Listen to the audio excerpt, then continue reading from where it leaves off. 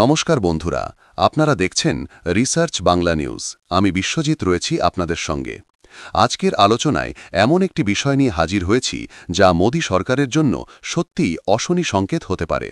কারণ এবার আর বিরোধীরা নন, বরং মোদীর অন্ধ ভক্ত হিসাবে পরিচিত মানুষজনই মুখ খুলছেন কেন্দ্রীয় সরকারের বিরুদ্ধে।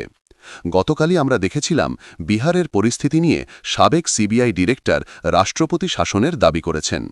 আর আজ নতুন বিস্ফোরণ, লাদাখ ইস্যুতে সরাসরি মোদী সরকারের বিরুদ্ধে কথা বলেছেন জেনারেল জিডি বক্সি। আপনারা সবাই জানেন, জেনারেল বক্সি শুধু প্রাক্তন সেনা কর্মকর্তা নন, তিনি সবসময় মোদীর প্রবল সমর্থক, জাতীয়তাবাদী স্বরূপেই টিভি চ্যানেলগুলোতে হাজির হতেন। তাকে বলা হতো মোদীর একজন সোলজার। কিন্তু এবার সেই মানুষই প্রকাশ্যে কেন্দ্রীয় সরকারের পদক্ষেপকে ভুল ও বিপজ্জনক বলে পোস্ট করেছেন। কারণ লাদাখে শান্তিপ্রিয় বৌদ্ধ জনগোষ্ঠীর আন্দোলনকে দমন করতে গিয়ে পুলিশের গুলিতে অন্তত 4 জন নিহত হয়েছেন, আহত হয়েছেন 50 থেকে 70 জন। তারপর আরও বড় ধাক্কা, আন্দোলনের মুখ্য নেতা, পরিবেশবিদ ও শিক্ষাবিদ সোনাম ওয়াংচুককে সরাসরি গ্রেপ্তার করে যোধপুর জেলে পাঠানো হয়েছে।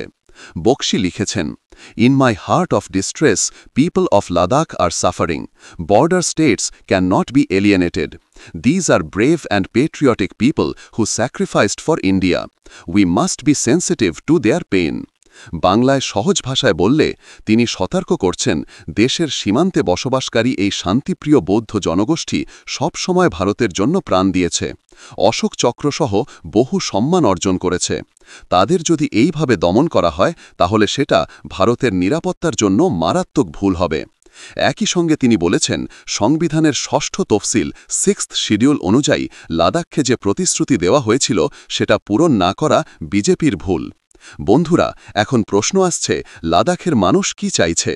তাদের 4টি মূল দাবি রয়েছে: পূর্ণ রাজ্যের মর্যাদা, স্টেটহুড ফর লাদাখ, সংবিধানের 6ঠ তফসিলে অন্তর্ভুক্তি, 6th শিডিউল ইনক্লুশন, লোকসভায় 2 জন এমপি সিট, আদিবাসী সম্প্রদায়ের স্বীকৃতি।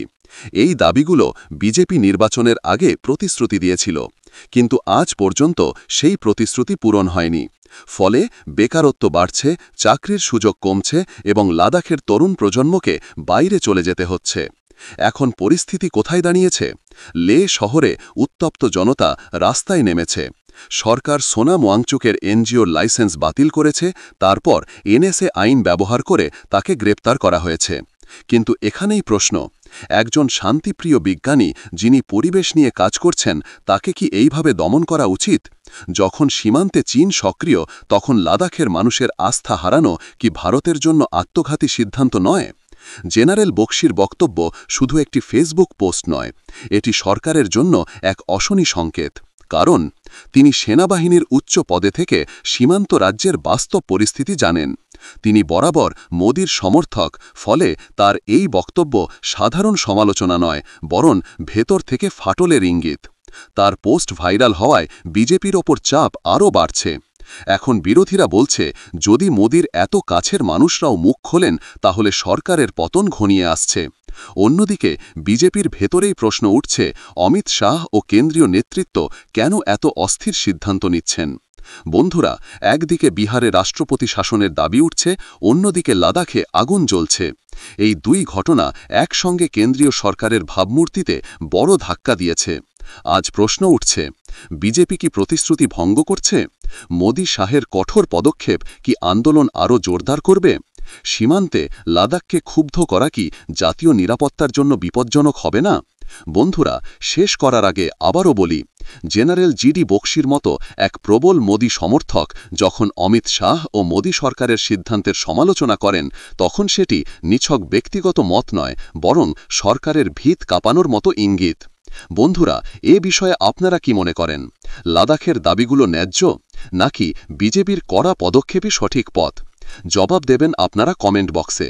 এবং আমাদের বিশ্লেষণ ভালো লাগলে রিসার্চ বাংলা নিউজ ইউটিউব চ্যানেলটিকে সাবস্ক্রাইব করে আমাদের পাশে থাকুন। ধন্যবাদ।